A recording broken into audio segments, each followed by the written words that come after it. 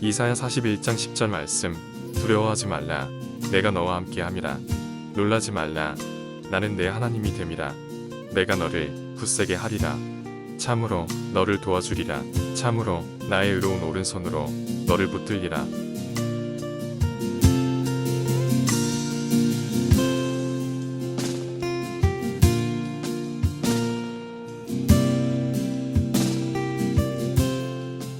우리가 사는 세상이 항상 단순하고 즐겁기만 할까?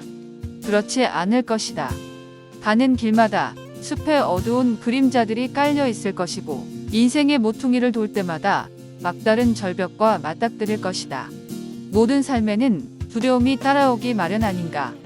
당신도 예외는 아니다.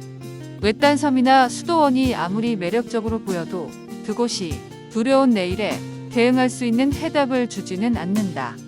그렇다면 미래로 가는 이 열차를 능숙하게 조종해줄 사람은 없는 것일까? 죽음의 그 커브를 만났을 때 우리를 구해줄 기관사는 없는 것일까?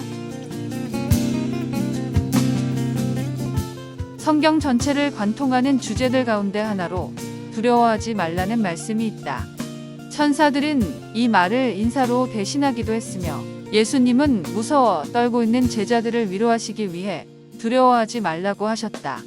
우리는 도무지 감당할 수 없는 일들을 만난다고 해도 두려워할 필요가 없다. 하나님이 그것을 제어하실 것이다. 하나님이 우리를 돌보실 것이다.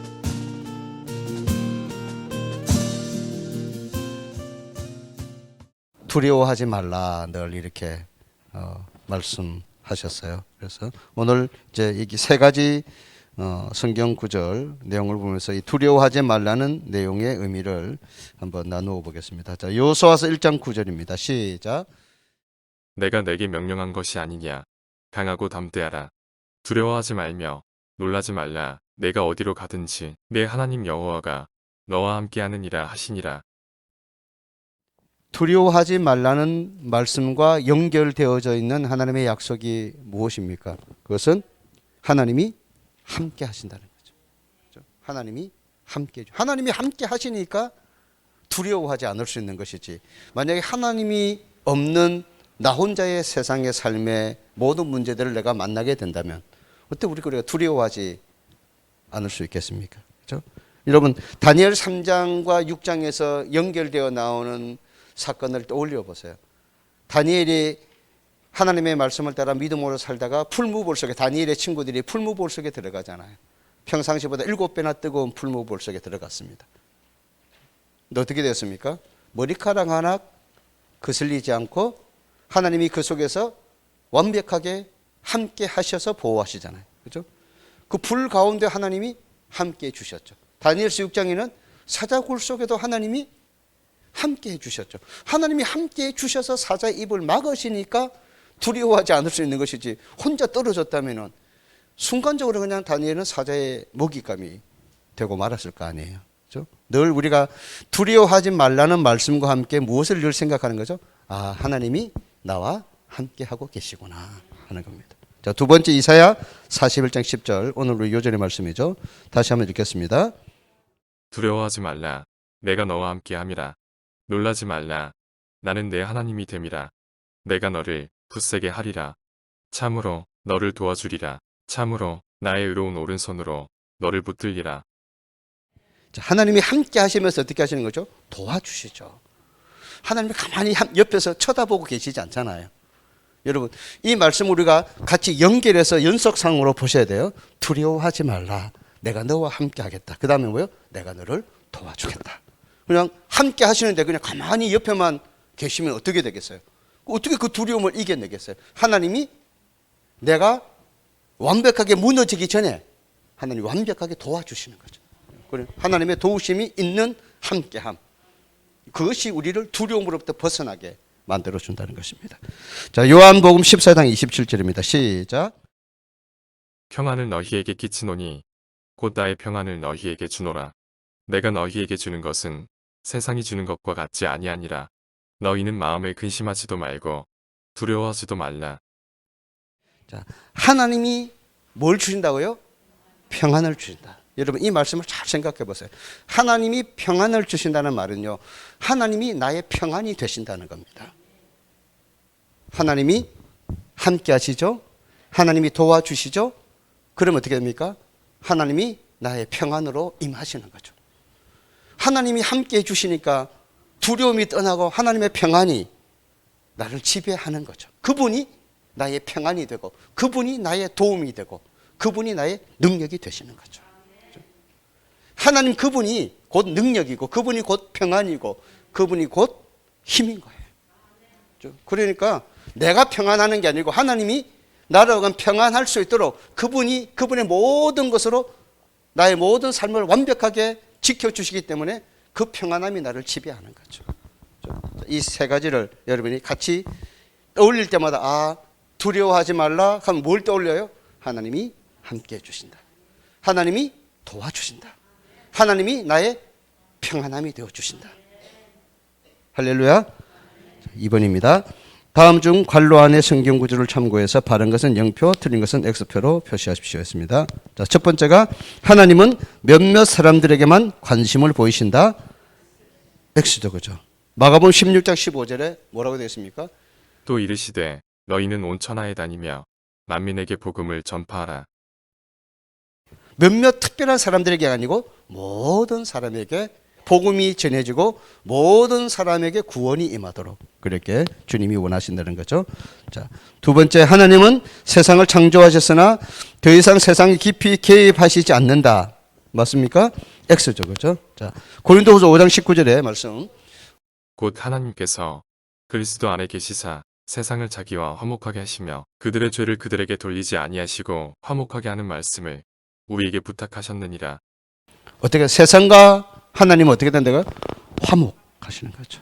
화목하게 하시는 거죠. 하나님은 원수 맺는 것은 하나님의 뜻이에요, 아니에요? 하나님의 뜻이 아니죠. 하나님은 어떻게든지 사람이든 세상인 우리와 화목하도록 하나님이 우리에게 역사하신다는 거 여러분 꼭 기억하시기 바랍니다. 자, 예수님은 하나님이 허락하지 않으시면 참새 한 마리도 땅에 떨어지지 않으며 우리 머리카락 개수까지 모두 알고 계신다고 말씀하셨다. 맞습니까? 아멘. 0표죠, 그죠? 자, 그 말씀 한번 같이 읽겠습니다. 마태복음 10장 29절 30절 참새 2마리가 한 아사리온에 팔리지 않느냐. 그러나 너희 아버지께서 허락하지 아니하시면 그 하나도 땅에 떨어지지 아니하리라. 너희에게는 머리털까지 다 세신 바 되었나니.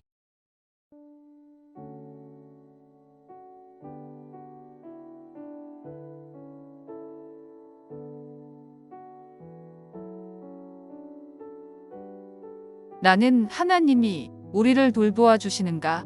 라는 물음의 해답을 신약 성경 첫 장에서 찾을 수 있었다. 그동안 나는 왜 하필이면 마태복음 서두의 족보를 제시했을까? 라고 의아하게 생각해왔다. 누가 누구를 낳고하는 식의 목록은 분명히 좋은 편집 방식은 아니며 과거의 편집자도 즐겨 사용하는 방식은 아니었을 것이다. 그러나 마태는 신문기자가 아니었으며 성령님은 우리의 주의를 끌기 위해 애쓰시는 분이 아니다. 성령님은 족보를 통해 핵심을 강조하고자 했을 것이다.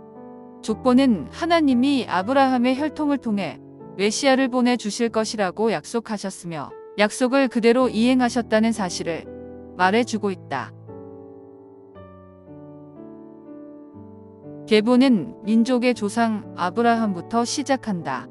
그는 자신의 목숨을 부지하기 위해 피노키오처럼 여러 번 거짓말을 했다. 아브라함의 손자 야곱은 자기 도박꾼보다 더 교활했다.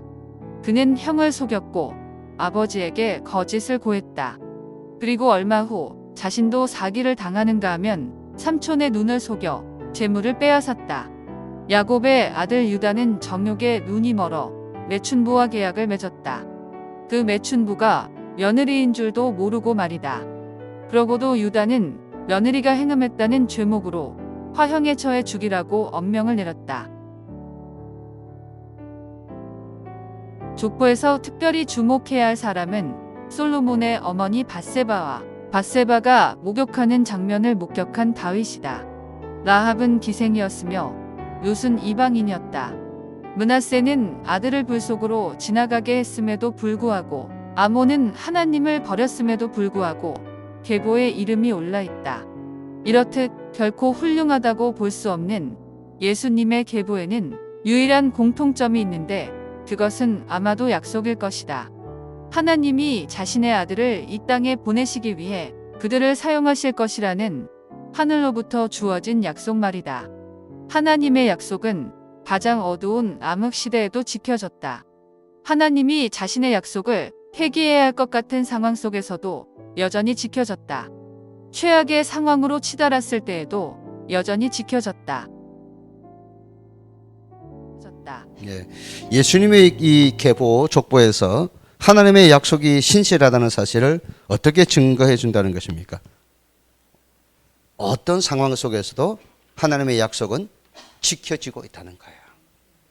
그러니까 어떤 사람, 정말 어떤 시대의 변화나 어떤 사람의 어떤 어두운 삶의 행적과 과거를 뛰어넘어서 그 약속은 예수님의 이르기까지 우리에게 약속하신 그대로 계속 지켜진다는 거예요. 그러면 앞으로도 여러분 어떻습니까?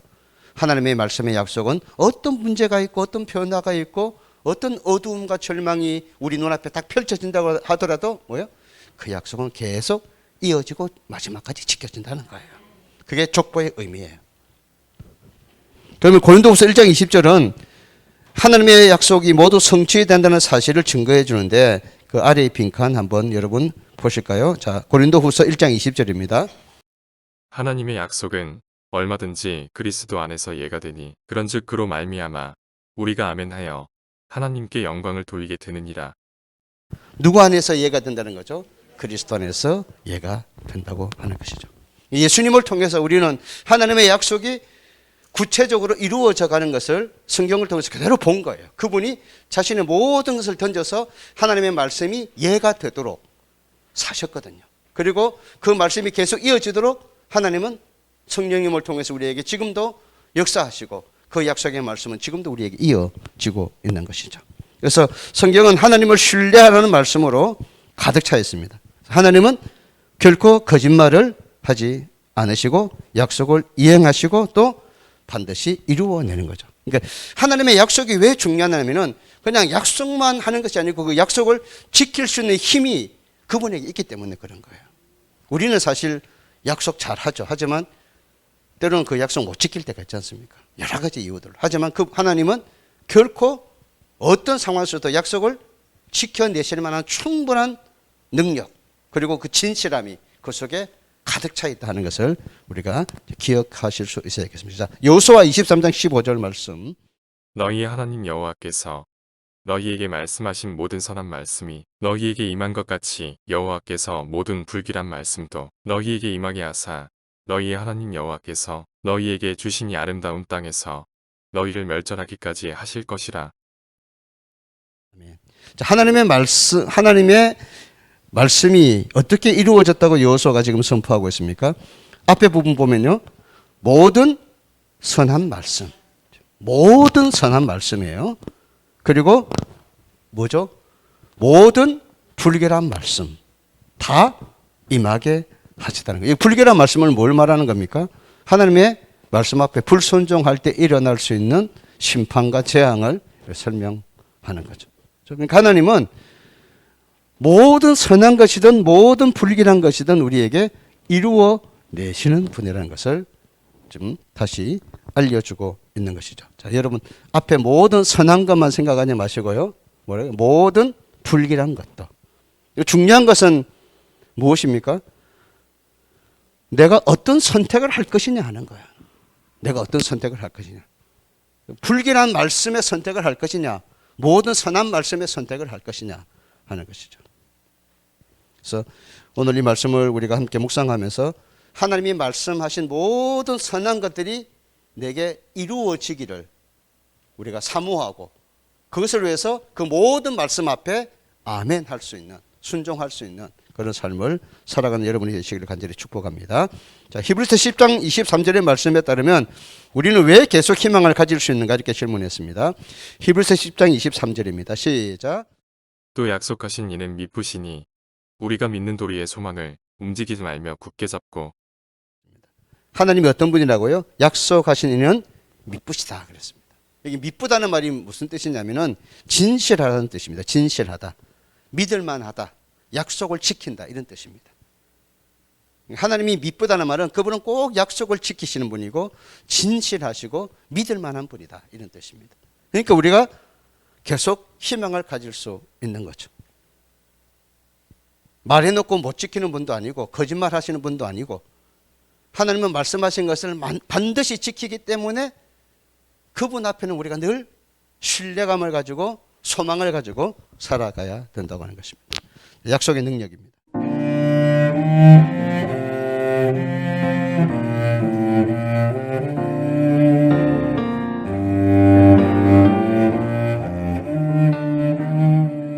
하나님은 왜 이 사람들, 즉 예수님의 족보에 나오는 사람들을 기록하게 하셨을까? 굳이 그럴 필요가 있었을까? 그저 구세주를 강조하시기만 하면 되지 않았을까? 그렇게 하는 것이 훨씬 손쉬운 방법이었을 텐데 말이다. 하나님은 왜 자신의 백성들의 오점과 허물을 적나라하게 보여주시는 것일까? 이유는 간단하다. 하나님은 우리가 초조해하고 불안해할 것임을 알고 계셨다. 하나님은 내가 걱정할 것을 알고 계셨다. 그리고 하나님은 우리가 깨닫기를 바라신다. 세상의 풍파가 격했을 때에도 하나님 자신은 흔들리지 않고 평안하셨다는 사실을 말이다. 증거가 필요하다면 족보의 마지막을 누가 장식하고 있는지 보라. 온갖 비뚤어지고 저속한 자신의 백성들로 인해 난장판이 되어 있음에도 불구하고 그 계보의 마지막 이름은 약속된 최고의 선물 예수님이시다.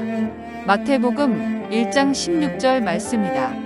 야곱은 마리아의 남편 요셉을 낳았으니 마리아에게서 그리스도라 칭하는 예수가 나시니라.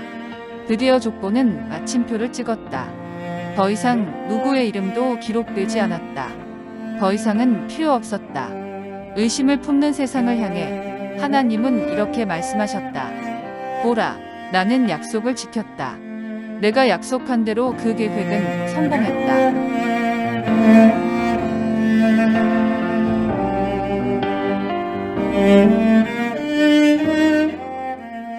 네. 자, 여러분 이제 반대로 한번 생각을 해보면 족보에 오점이 있고 또 뭔가 좀 감추고 싶은 삶을 살았던 사람들의 이름은 다 빠지고 의롭고 선하고 합당하게 고개가 끄덕여질 만한 사람들의 이름만 족보에 있다. 여러분 이랬을 때를 한번 생각을 해보세요. 나는 그러면요. 나는 과연 하나님의 자녀의 계보에 들어갈까? 어떻습니까? 자신이 없죠. 아, 성경에는 저런 사람들만 되는 거구나. 저런 사람들만 하나님의 자녀가 되고 저런 사람들만 인정을 받는 거구나. 나는 안 되겠구나. 이렇게 생각할 수 있잖아요. 그런데 불합리하고 정말 아이고 나보다 못하네. 어떻게 나는 그래도 저 정도는 아니다. 이렇게 생각할 수 있는 사람의 이름이 거기에 들어가 있는 것을 보면서 아, 나도 가능하겠구나. 나도 하나님의 자녀로 하나님이 받으시겠구나 하는 생각을 하게 되는 거죠. 족보의 의미입니다. 그것을 보면서 아, 나 같은 죄인도 하나님이 부르시는 거구나. 나 같은 죄인도 부르시는 거구나 하는 것을 우리에게 알려주십니다. 그래서 로마서 5장 8절의 말씀에 뭐죠? 우리가 아직 죄인 되었을 때에 그리스도께서 우리를 위해서 죽으셨다는 거잖아요. 우리가 의로워서 죽은 게 아니고 우리가 죄인 되었을 때 우리를 위해서 죽으신 거예요. 바로 이 계보의 마지막이 누구죠? 하나님의 선물인 최고의 선물인 예수님이시죠. 그죠? 자, 사도행전 4장 12절에 뭐라고 그랬습니까? 예수 외에 다른 이름을 구원자로 우리에게 주시지 않았다고 그랬어요. 더 이상 다른 이름이 필요 없는 거예요. 예수 그분의 이름만 있으면 되는 거예요. 누구든지 그를 믿으면 구원받을 수 있는 것이죠. 그분이 우리를 어떻게 사랑하시는지, 그분이 우리를 위해서 어떻게 죽으셨는지, 어떤 약속을 하셨는지만 기억하면 되는 거죠. 당신은 하나님이 자신의 백성들을 돌보실 것이라는 약속을 굳게 믿고 있는가? 당신의 믿음을 흔드는 것을 모두 표시해봐라. 자, 여러분 각자 한번 표시해 보십시오. 기근, 사업, 학업, 취업, 질병, 강력범죄, 코로나19 이 모든 것들로부터 하나님이 우리를 돌보실까요? 돌보지 못할 것도 있을까요? 모든 선한 말씀이 이루어지죠. 모든 선한, 모든 악한 말씀도, 불길한 말씀도 이루어지지만 모든 선한 말씀도 이루어지지 않습니까? 기근 속에 하나님이 우리를 돌보시지 않나요? 만나와 매출하기를 하나님이 내리셨잖아요. 그죠? 우리의 모든 사업, 하나님이 문을 열면 닫을 자가 없다고 하셨잖아요. 그죠? 학업들, 지혜의 근본이 누굽니까? 하나님이시잖아요. 지혜의 근본이. 취업료, 하나님이 세워주시잖아요. 목자시잖아요. 인도하시잖아요. 길을 예비하시는 분이잖아요. 그렇죠? 질병으로부터 여호와 라파의 하나님, 우리를 고치시는 하나님이시잖아요. 그렇죠? 강력 범죄, 두려워하지 말라니까요. 하나님이 도우신다니까요. 그죠? 코로나19 상황, 여러분, 우리가 쭉 정말 처음에는 엄청난 두려움을 가지고 살았습니다.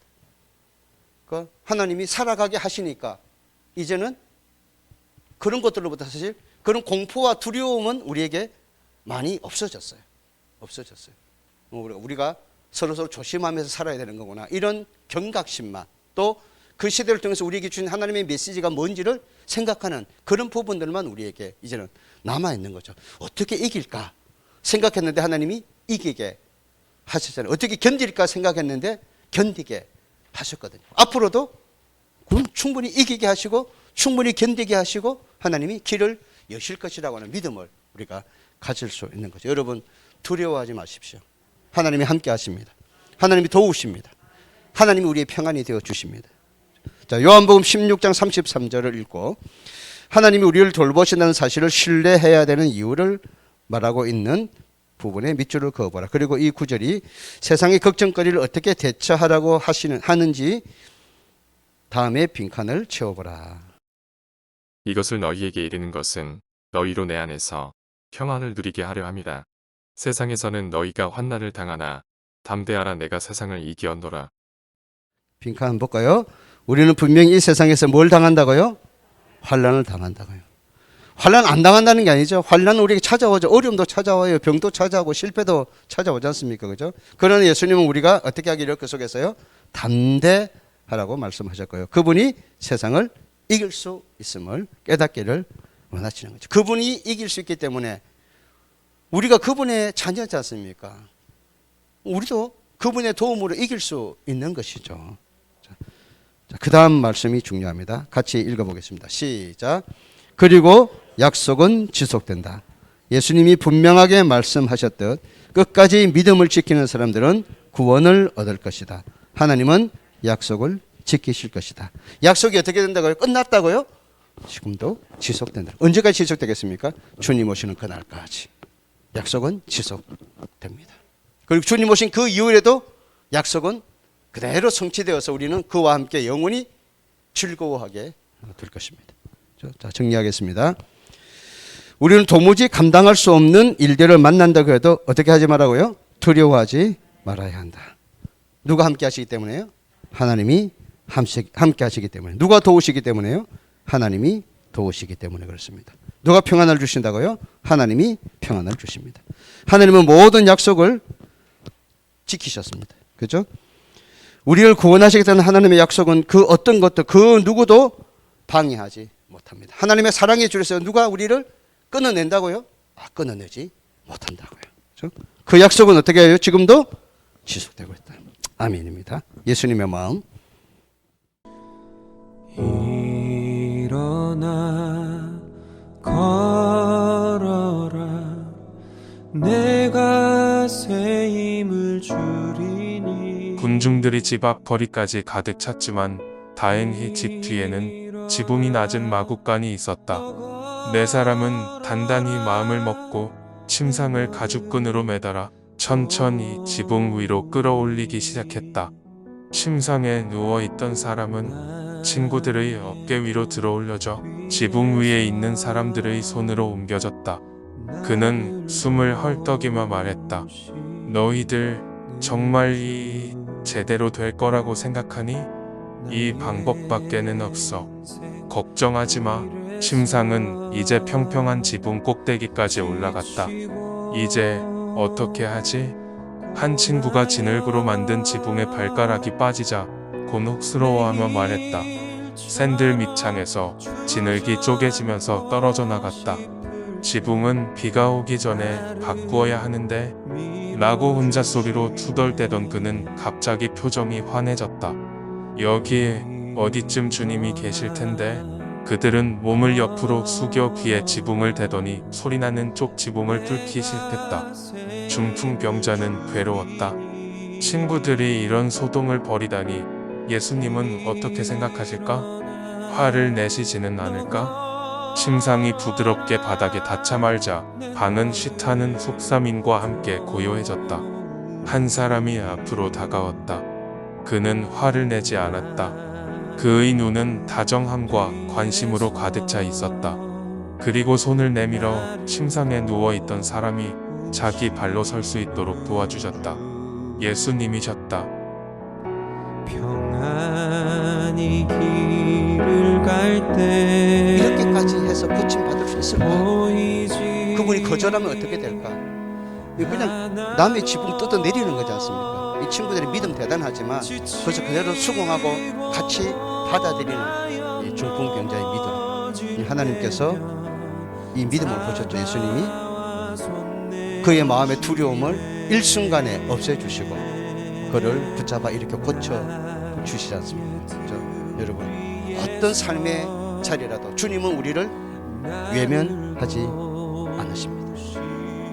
두려워하지 말고 주님이 함께 하시고 주님이 도와주시고 주님이 우리를 평안케 하실 것입니다. 주님께로 이 한 주간 더 가까이 가는 여러분 되시기를 축복합니다. 계신 주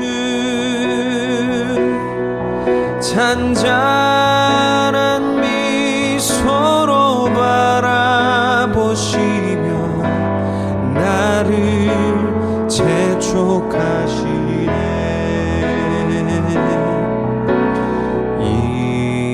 일어나 걸어라 내가 새 힘